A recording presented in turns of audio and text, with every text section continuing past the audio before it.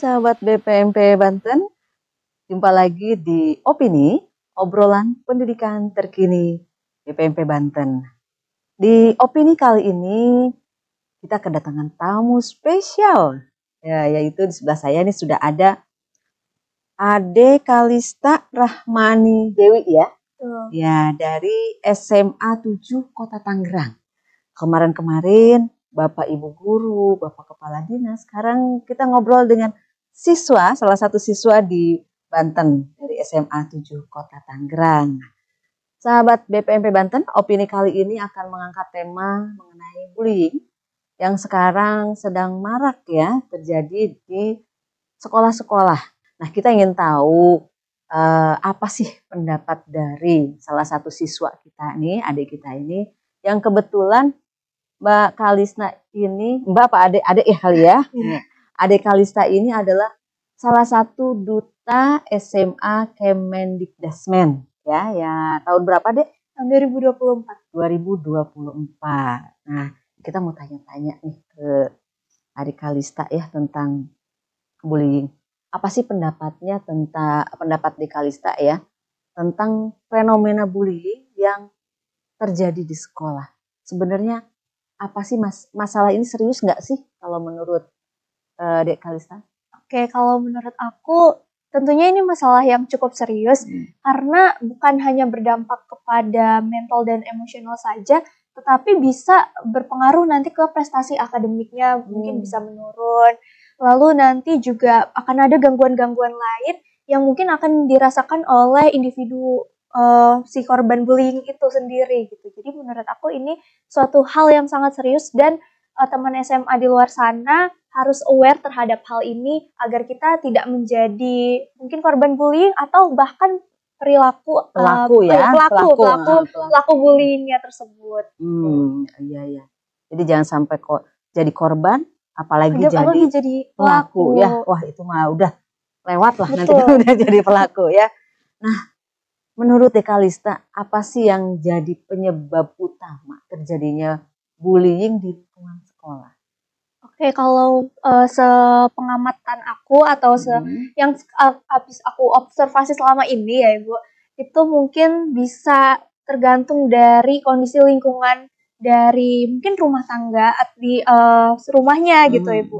Mungkin faktor dari mungkin pelaku bullying ini melihat orang tuanya mungkin sering berantem gitu ya Ibu. Jadi ini bisa memicu juga nih mereka melampiaskan emosional mereka, rasa marah mereka itu ya ke teman-teman mereka gitu, atau bahkan ya memang sekarang ini kan maraknya kompetisi ya di sana dan sini.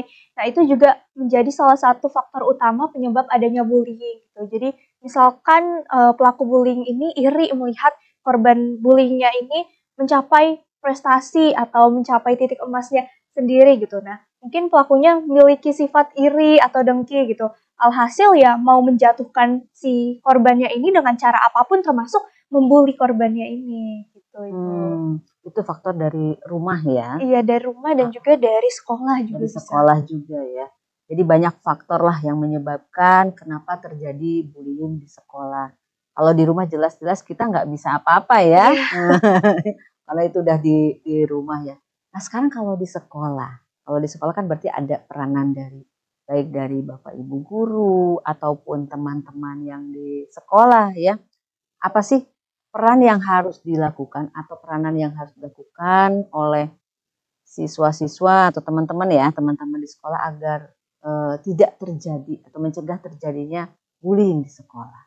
Oke, tentunya kita semua harus bisa menjadi agent of change atau perubahan bagi masyarakat atau lingkungan di sekitar kita. Karena dengan adanya perubahan, kita menjadi agen perubahan, ya kita bisa melakukan mungkin dari hal-hal kecil aja, langkah-langkah kecil. Misalkan kita melihat teman kita kayaknya ada yang menjadi korban bullying, ya kita jangan diam aja gitu.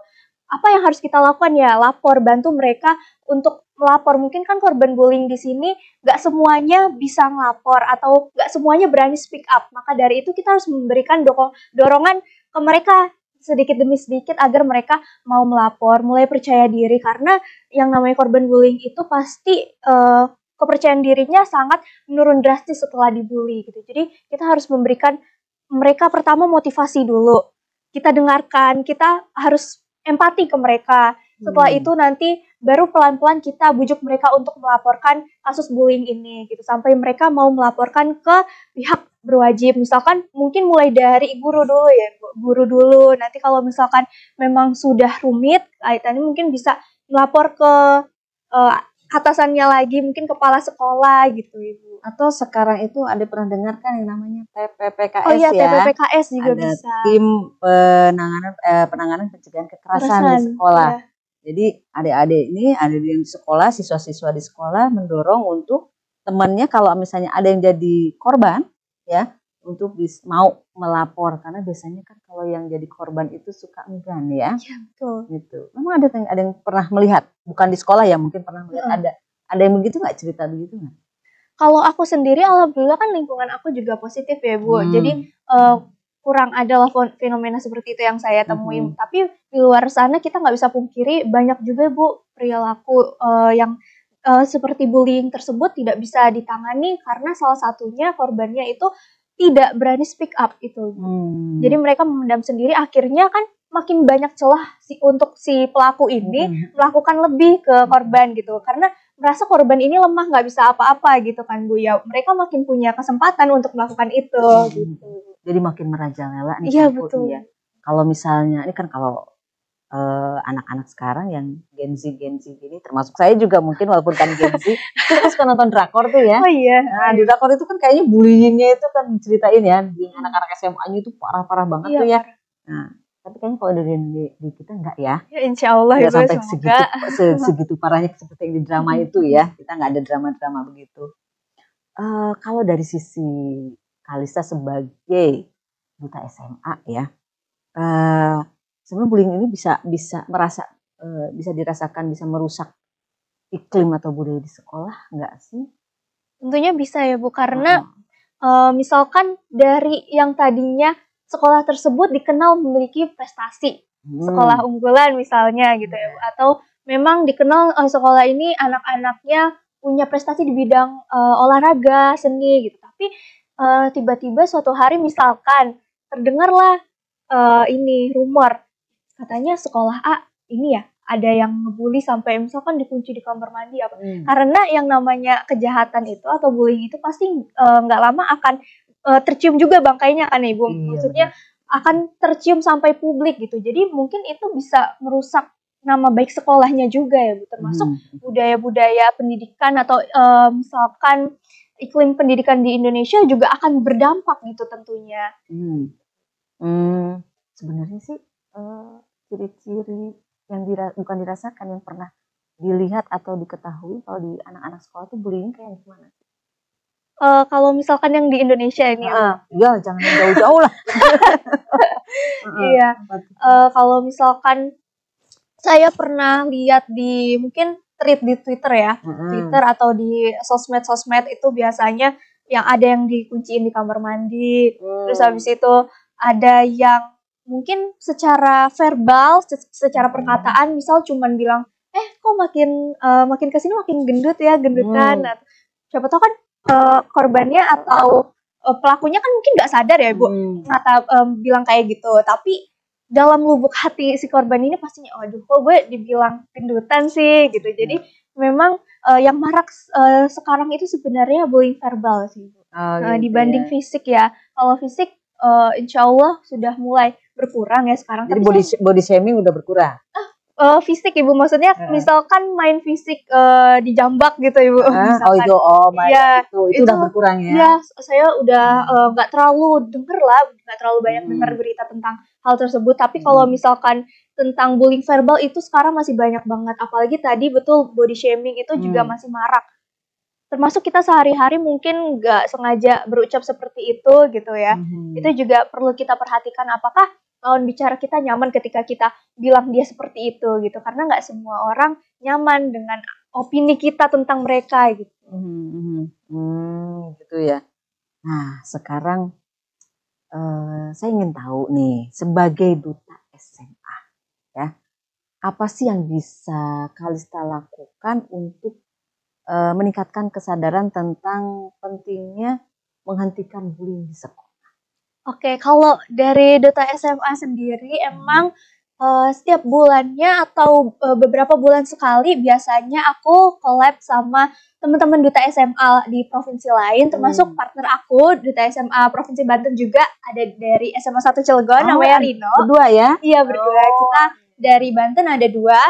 Jadi biasanya kita untuk mencegah atau langkah-langkah preventif yang biasa kita lakukan adalah sebenarnya sederhana sih Bu, kayak goes to school ke sekolah-sekolah dan kita mensosialisasikan tentang 3 dosa besar pendidikan, terutama bullying. Kan 3 dosa besar pendidikan itu ada bullying, intoleransi dan juga kekerasan seksual. Nah, kita juga gencar tuh mensosialisasikan atau mengampanyekan hal ini kepada teman SMA di luar sana, khususnya tentang bullying, bagaimana bullying ini bisa terjadi, bagaimana bullying ini bisa berdampak kepada masa depan kita dalam jangka waktu yang panjang atau dalam jangka waktu pendek, dan bagaimana sih cara kita sebagai siswa untuk bisa mencegah atau mungkin tindakan represif setelah kita mungkin melihat adanya situasi bullying ini, kita harus apa gitu. Kita sudah mulai gencar mensosialisasikan itu ke sekolah-sekolah sih Bu.